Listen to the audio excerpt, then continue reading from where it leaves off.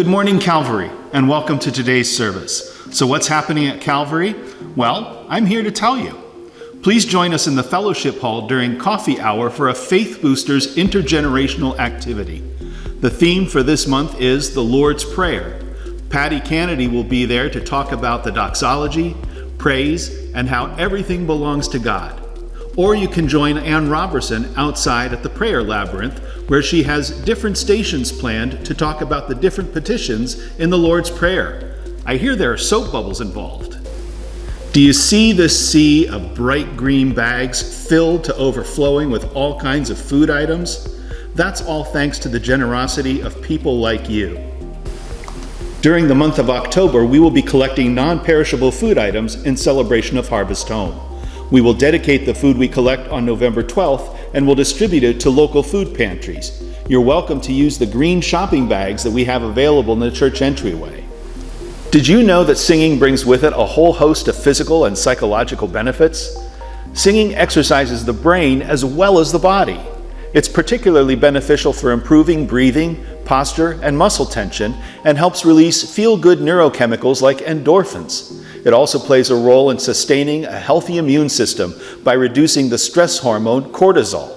Our choir director and organist, Terry Manor, has chosen A New and Glorious Morn by Lloyd Larson for this year's Christmas cantata. Rehearsals are Tuesday evenings at 7 p.m. right here in the sanctuary.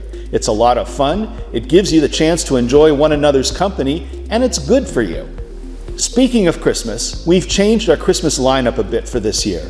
Christmas Eve is on a Sunday this year, so that morning we will have one traditional service at 10 a.m. celebrating the fourth Sunday in Advent. We will have a traditional Christmas Eve service with harp music at 3 p.m.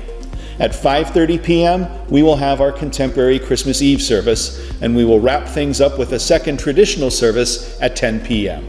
This new schedule is a direct result of listening to the feedback that we've received from you, the Calvary family.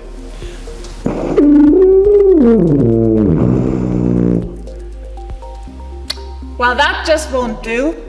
I don't know how to play the tuba. I play trumpet, but we need more brass than that. So if you could help us play, that would be wonderful. We're getting a group together to play for Reformation Sunday next week, and then again for the Christmas season. If you play any kind of brass instrument, please let me know. We would love to welcome you into our little group. The next rehearsal will be this coming Wednesday at 6 p.m. prior to the catechism class. So please do consider joining us. Thank you. Last Monday saw the installation of 3 new HVAC units on the roof here at Calvary.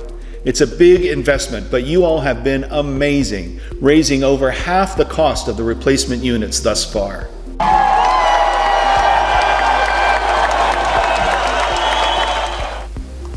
Are you interested in becoming an acolyte?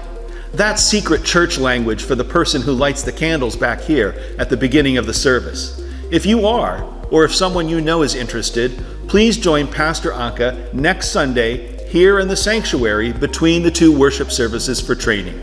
It doesn't take long, but it makes the job much, much easier. Boo! Hope I didn't scare you. Trunk or Treat is coming up at the end of this month, on October 29th from 1 p.m. to 3 p.m. It's a fun event in a safe environment. We're even going to have s'mores and a scavenger hunt.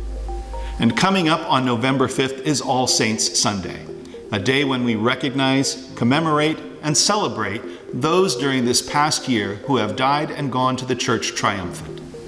The theme for this week's sermon is the Lord's Prayer, and how it's about much more than God meeting our needs, but rather it's one of the ways that God connects us to each other in deep and meaningful ways.